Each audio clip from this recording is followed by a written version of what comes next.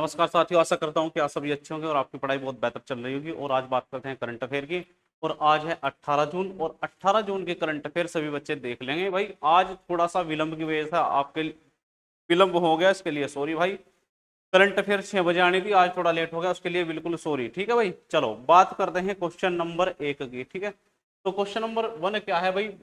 हाल ही में वैश्विक पवन दिवस, हाल ही में वैश्विक पवन दिवस कब मनाया गया है? तो वैश्विक पवन दिवस मनाया गया भाई 15 जून। वैश्विक पवन दिवस कब मनाया गया भाई? 15 जून। और पवन के बारे में तो आप बहुत अच्छे से जानते होंगे। ठीक है भाई, अभी बेंगलोर में वैश्विक पवन दिवस समारोह का भी आयोजन किया गया था। इसकी थीम क्या थी भाई? पवन ऊर्जा, भारत के भविष्य को सशक्त बनाना। पवन ऊर्जा भारत के भविष्य को क्या बनाना भाई? सशक्त बनाना। ठीक है भाई, यानी कि पवन के माध्यम से क्या ली जाएगी? ऊर्जा ली जाएगी। और आपने बहुत सारी पवन चक्कियां देखी होगी जो क्या करती है भाई? वायु के माध्यम से चलती है।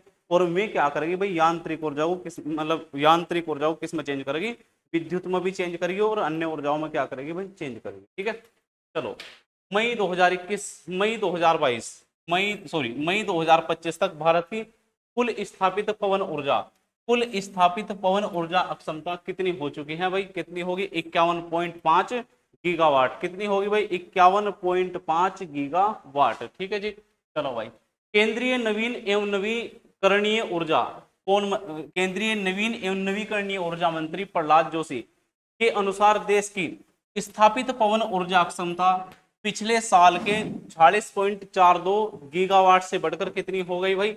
51.5 गीगावाट हो गई है, जो 10.5% वृद्धि दर को दर्शाता है। भारत सरकार ने 2030 तक भारत की ऊर्जा मांग का 50% गैर जीवाश्म ईंधन, ध्यान रखना भाई, गैर जीवाश्म ईंधन से पूरा करने और 2070 तक शुद्ध शून्य कार्बन उत्सर्जन की स्थिति हासिल करने का लक्ष्य रखा है। ठीक है भाई, चीन, संयुक्त राज्य अमेरिका और जर्मनी के बाद भारत दुनिया की चौथी सबसे बड़ी पवन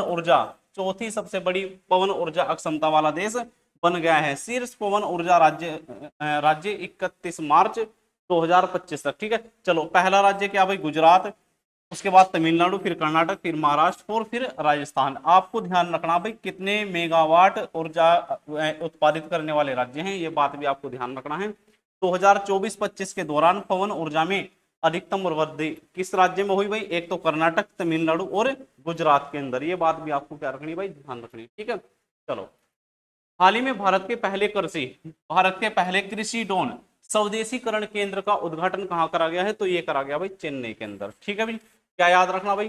पहले कृषि ड्रोन स्वदेशीकरण केंद्र का उद्घाटन कहां करा गया? ये करा गया भाई चेन्नई के अंदर। ठीक है, और चेन्नई के बारे में सारी जानकारी आपको बिल्कुल होनी चाहिए। ठीक है, हाल ही में फीफा क्लब विश्व कप 2025 का आयोजन, फीफा क्लब विश्व कप 2025 का आयोजन कहां करा गया? ये करा गया भाई अमेरिका के अंदर। ठीक है, और अमेरिका के अंदर इसका क्या करा गया भाई? आयोजन करा गया। फीफा क्लब विश्व कप 2025 इस साल गर्मियों में संयुक्त राज्य अमेरिका में आयोजित होने वाला है, जिसमें दुनिया भर की 32 शीर्ष क्लब टीमें विस्तारित और व्यावसायिक रूप से महत्वाकांक्षी प्रारूप में भाग लेंगी। ठीक है भाई, अमेरिका के बारे में सारी डिटेल आपको बिल्कुल पता होनी चाहिए। ठीक है, चलो जी, किस देश ने ऑपरेशन 2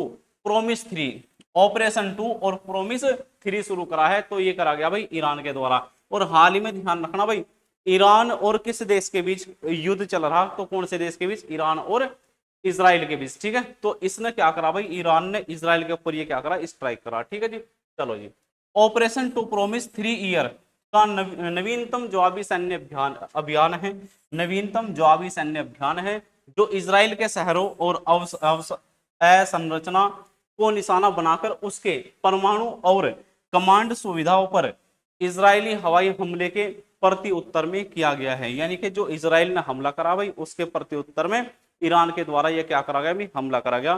सभी बच्चे लाइव जुड़ जाएं भाई, सिया सैनी, विशु यादव, रोहित कुमार। ठीक है भाई, चलो जी, हाल ही में किस राज्य सरकार ने सरकारी स्कूलों में शिक्षण, बुनियादी ढांचे और परिणामों को बेहतर बनाने के लिए एनजीओ यानी कि एनजीओ के बारे में आप सभी जानते होंगे के साथ समझौता किया है। एनजीओ का मतलब है नॉन गवर्नमेंट ऑर्गेनाइजेशन। ठीक है भाई, ये करा गया भाई तेलंगाना सरकार के द्वारा। यानी कि एनजीओ के साथ क्या करेगी सरकार? समझौता करेगी और उसके बाद क्या करेगी भाई? यानी कि शिक्षा का जो स्तर है उसको ऊंचा करेगी, और शिक्षण बुनियादें और ढांचे परिणामों को क्या करेगी भाई, बेहतर करेगी। ठीक है, ये बात आपको ध्यान रखनी है, राज्य सरकार के द्वारा करा गया है। तो किस राज्य सरकार द्वारा, तेलंगाना। तेलंगाना के बारे में आपको पूरी डिटेल याद होनी चाहिए। ठीक है भाई, तेलंगाना की अगर राजधानी की बात करी जाए तो हैदराबाद इसकी राजधानी है। तो हैदराबाद राजधानी हुआ करती थी पहले किसकी भाई, आंध्र प्रदेश की। तेलंगाना की सीमाएं किस किस राज्य से लग रही भाई, ये बात भी आपको क्या रखनी, बिल्कुल ध्यान रखनी।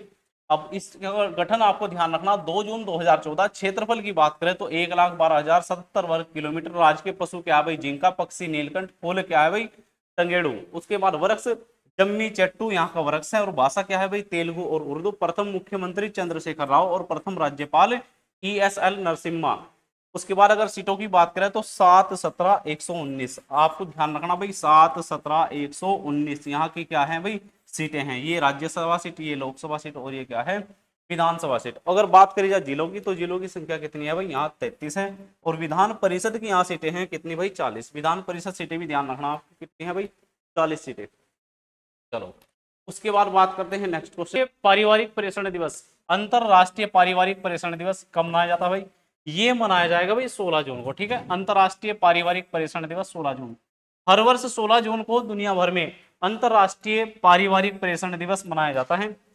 यह एक ऐसा दिन है जो उन लाखों प्रवासियों की कड़ी मेहनत और बलिदान को मान्यता देता है जो घर वापस भेजे गए धन के माध्यम से अपने परिवार के सदस्यों और मूल समुदाय का समर्थन करते हैं। यानी कि जो लोग भारत से विदेश में जाकर पैसा कमाएंगे और उस पैसे को कहाँ भेजेंगे, देश के अंदर, तो उससे क्या होगा भाई, उसके फैमिली का भी फायदा होगा और कहीं ना कहीं उससे देश का भी क्या होगा भाई, फायदा। ठीक है भाई, उसके बाद बात करते हैं नेक्स्ट क्वेश्चन की। हाल ही में म्यूनिक ISSF वर्ल्ड कप 2025 में भारतीय निशानेबाजों ने कितने पदक जीते हैं, तो भाई इन्होंने जीते भाई 4 पदक। कितने पदक भाई, 4 पदक इनके द्वारा जीते गए हैं।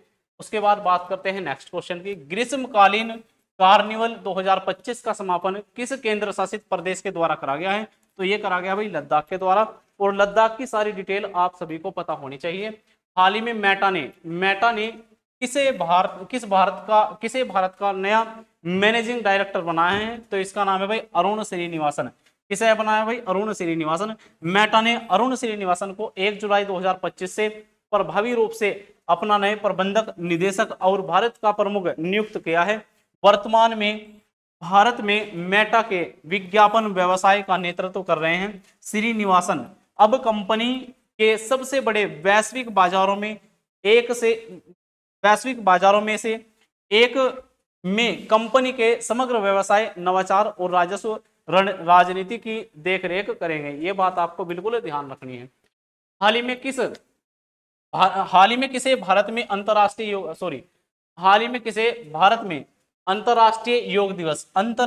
योग दिवस के 10 वर्ष पूरे होने पर राष्ट्रीय मेजबान चुना गया है। तो 10 वर्ष होने के बाद किसे राष्ट्रीय मेजबान चुना गया, ये चुना गया भाई विशाखापत्तनम को। ठीक है भाई, भारत में अंतरराष्ट्रीय योग दिवस की 10वीं वर्षगांठ मनाने की तैयारियों के बीच आंध्र प्रदेश के विशाखापत्तनम को वैश्विक स्वास्थ्य कार्यक्रम के 11वें संस्करण के लिए राष्ट्रीय मेजबानी के रूप में चुना गया है। उसके बाद नेक्स्ट, प्रधानमंत्री मोदी को किस देश का सर्वोच्च नागरिक सम्मान मिला है, तो भाई कौन से देश का, साइप्रस। और आपको ध्यान होना चाहिए कि वर्तमान में अभी क्वेश्चन पढ़ाया गया कि किस देश की यात्रा पर थे भाई, साइप्रस की यात्रा पे। कौन, प्रधानमंत्री नरेंद्र मोदी। साइप्रस में प्रधानमंत्री नरेंद्र मोदी को साइप्रस के सर्वोच्च नागरिक सम्मान grand collar of the order of Makarios third से नवाजा गया है। इस दौरान पीएम मोदी ने कहा है कि मैं इस सम्मान के लिए हृदय से आभार व्यक्त करता हूं। यह सम्मान केवल मेरा सम्मान नहीं बल्कि यह 140 करोड़ भारतीयों का सम्मान है। इस बात को आपको ध्यान रखना है। ठीक है भाई, और बात करते हैं भाई करंट अफेयर की समाप्ति की। तो भाई उम्मीद है कि सभी बच्चे करंट अफेयर बहुत अच्छे से देख रहे होंगे। तो जो बच्चे अभी तक भी नहीं जुड़े हैं भाई, रोजाना आकर करंट अफेयर जरूर देखें। ठीक है भाई, धन्यवाद।